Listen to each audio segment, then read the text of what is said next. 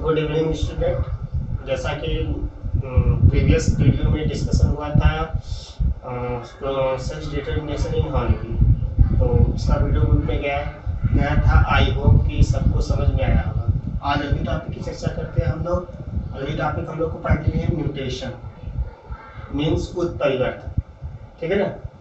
तो जो हम लोग को टॉपिक आज पढ़नी है उत्परिवर्तन म्यूटेशन, इसका नोट्स हमने भेजा नहीं है आप लोगों को, बिकॉज कि यह जो चैप्टर है या जो टॉपिक है, ये टॉपिक हम लोग को आगे पढ़ना है, ठीक है ना।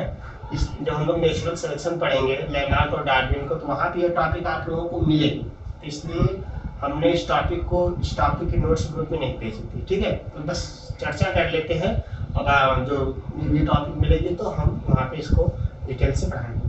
तो म्यूटेशन दैट मीन्स उत्परिवर्तन, ठीक है, उत्परिवर्तन। तो सडनली चेंज इन जीन में अचानक होने वाले परिवर्तन को उत्परिवर्तन कहते हैं। Suddenly change in gene is called mutation, ठीक है। तो जीन जो है, जो क्रोमोसोम्स में जो मालाएं होती है, उसमें जो मणि के रूप में जो सेगमेंट होते हैं, उसी प्रकार से जो क्रोमोसोम्स होते हैं उस क्रोमोसोम्स में उस मणियों की तरह जीन्स पाए जाते हैं, ठीक है ना। तो उस जीन्स में अगर अचानक परिवर्तन हो जाए तो यही प्रोसेस क्या कहलाती है? उत्परिवर्तन कहलाती है। सर्वप्रथम वैज्ञानिक ह्यूगो डी व्रिज, ठीक है ना, उत्परिवर्तन की जो खोज है वैज्ञानिक ह्यूगो डी व्रिज ने सबसे पहले की थी।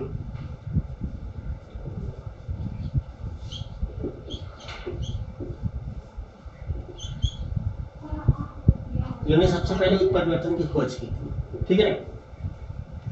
अब बात करते हैं कि जो उत्परिवर्तन होता है कितने प्रकार का होता है। जो उत्परिवर्तन होते हैं ये दो प्रकार के होते हैं, टू टाइप्स। पहला है आपका जीन म्यूटेशन।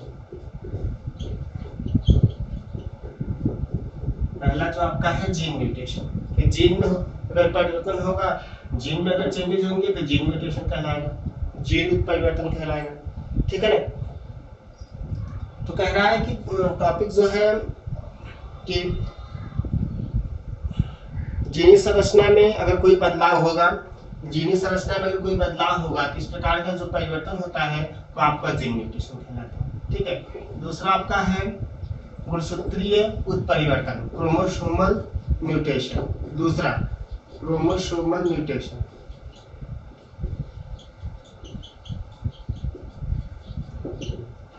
अब कह रहा है कि अगर जीन में परिवर्तन होगा तो आपका जीन म्यूटेशन कहलाएगा। अगर क्रोमोसोम्स में, जीन हमेशा क्रोमोसोम्स के ऊपर पाए जाएंगे, अगर उस क्रोमोसोम्स में ही परिवर्तन हो जाएगा, इस प्रकार का जो परिवर्तन होता है वो आपका क्रोमोसोमल म्यूटेशन कहलाता है, क्रोमोसोमल उत्परिवर्तन कहलाता है। यह आपका निम्न प्रकार से होता है, ठीक है ना। यह आपका निम्न प्रकार से होता है। पहला जो है आपका गुणसूत्रों में आकार की बदलाव, गुणसूत्रों में आकारिकीय बदलाव, morphological change in chromosomes.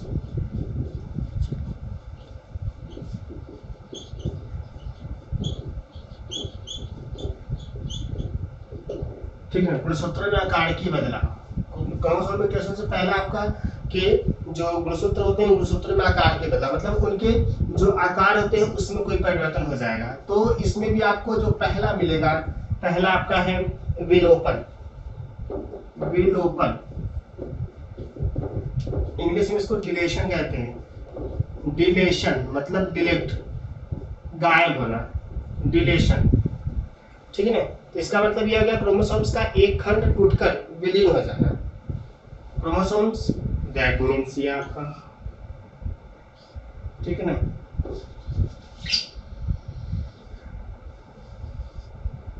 Chromosomes आप कह रहा है कि यह जो क्रोमोसोम्स है, इस क्रोमोसोम्स में इसका कोई एक खंड टूटकर गायब हो जाना, जैसे यहाँ से गायब हो सकता है, आपका यहाँ से गायब हो सकता है, ठीक है ना। तो कह रहा है क्रोमोसोम्स का एक खंड टूटकर विलीन हो जाना, गायब हो जाना क्या कहलाता है? विलोपन कहलाता है।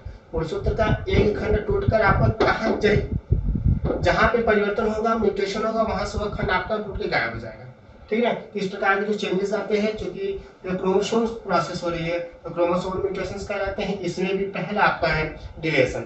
यह कंडीशन कहलाती है। ठीक है ना। अब इसकी भी कंडीशन होती है, अब इसमें भी कंडीशन बनती है कि ये जो क्रोमोसोम्स है यह आपका क्रोमोसोम्स बीच में से टूट रहा है या किनारों से टूट रहा है। ठीक है ना। बीच में से मतलब यहाँ से गायब हो रहा है या आपका किनारों से मतलब यहाँ से गायब हो रहा है। तो इसमें भी आपकी कंडीशंस है।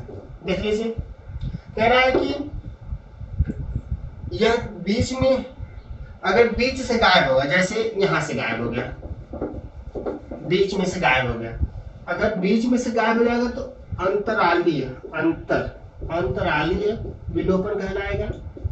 आगे बीच में से सेगमेंट गायब होंगे डीएनए, अंतरालीय विलोपन कहलाएगा। ठीक है ना।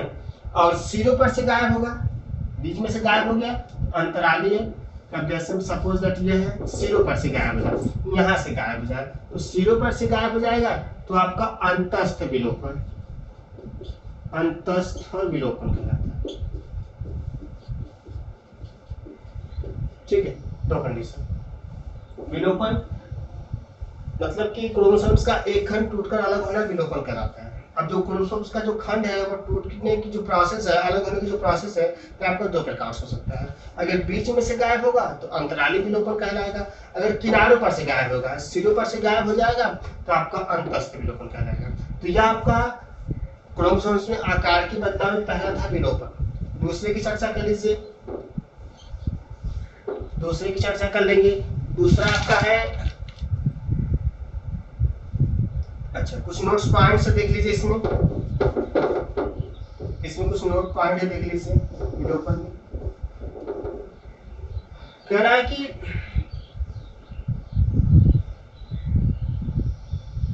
जैसे आप जानते हैं कि जो क्रोमोसोम्स है ये 23 जोड़ी होते हैं, 23 गुना 46, टोटल संख्या में 46 और जोड़ में आपका पेयर्स में 23। तो कह रहा है कि जो पांचवा जो क्रोमोसोम्स है, नंबर में पांचवा, पहला पेयर्स, दूसरा पेयर्स, तीसरा पेयर्स, चौथा पेयर्स और पांचवा पेयर्स। कह रहा है कि अगर पांचवें पेयर्स में, पांचवें क्रोमोसोम्स की छोटी भुजा का विलोपन, इस पांचवें में अगर किसी भुजा का विलोपन होगा तो पांचवा आपका जो क्रोमोसोम्स है इसमें जो छोटी भुजाएं होंगी अगर उनका विलोपन होगा तो इस प्रकार की जो कंडीशंस बनती है मनुष्य में, किसी न किसी सिंड्रोम को उत्पन्न करते हैं, किसी न किसी सिंड्रोम का निर्माण करते हैं। और यहाँ पे जो हमने कहा कि जो पांचवा क्रोमोसोम्स है इसका जो एक खंड है या जो पांचवा क्रोमोसोम्स है इसकी जो एक भुजा है या छोटी भुजा है वह आपके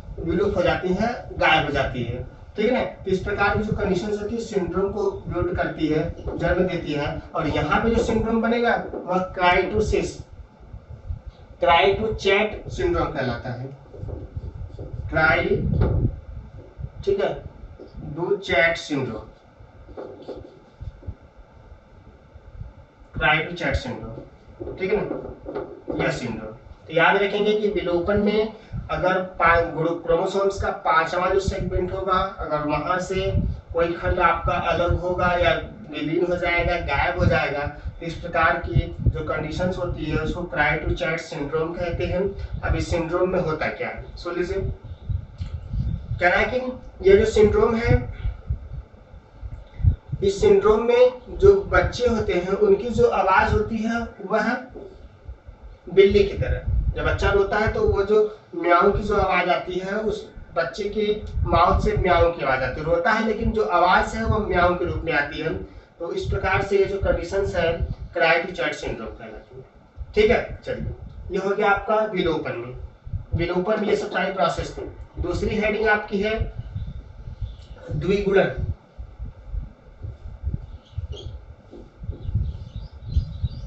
द्विगुणन, डुप्लीकेशन।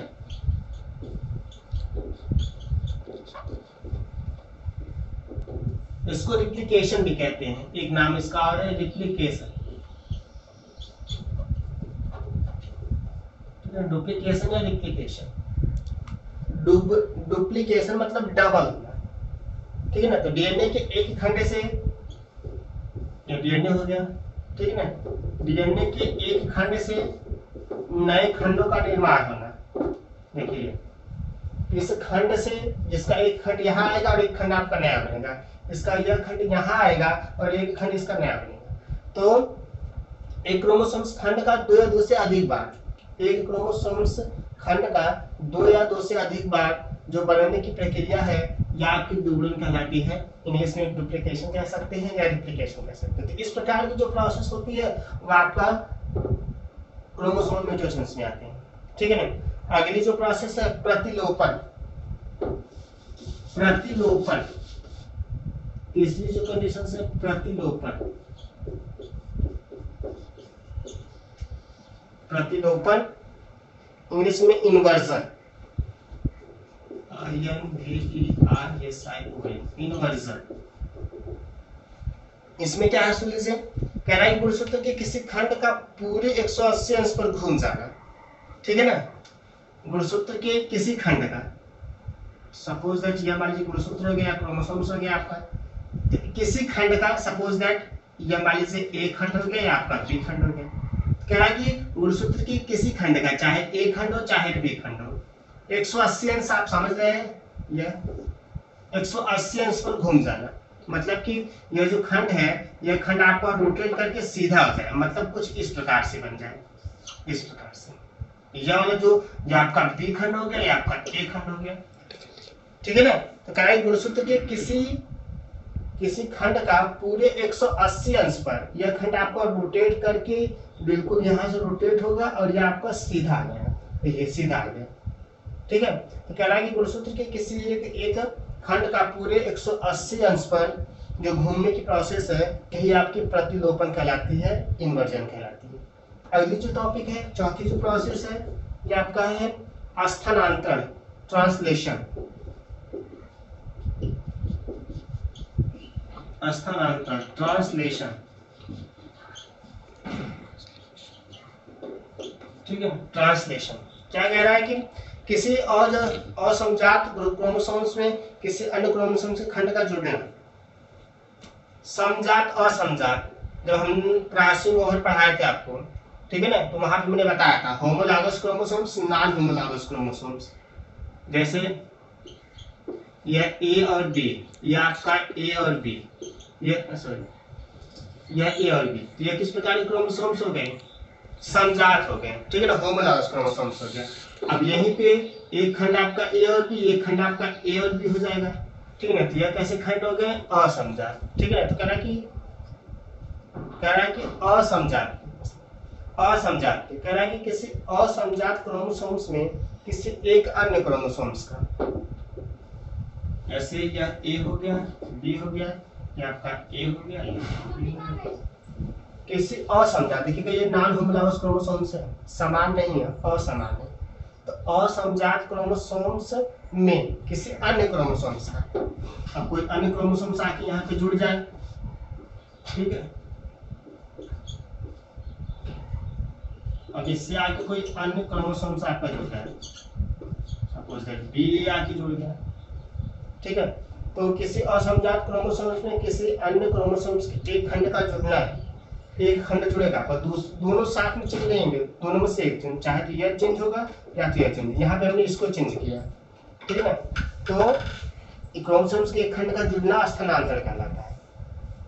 चलिए, तो आज के लिए बस इतना ही, लेकिन एक मिनट ध्यान देंगे कि यह क्रोमोसोम्स म्यूटेशन में यह पहला था, ए था, अभी बी बाकी है, उसकी चर्चा हम कल करेंगे। आज के लिए धन्यवाद, थैंक्स।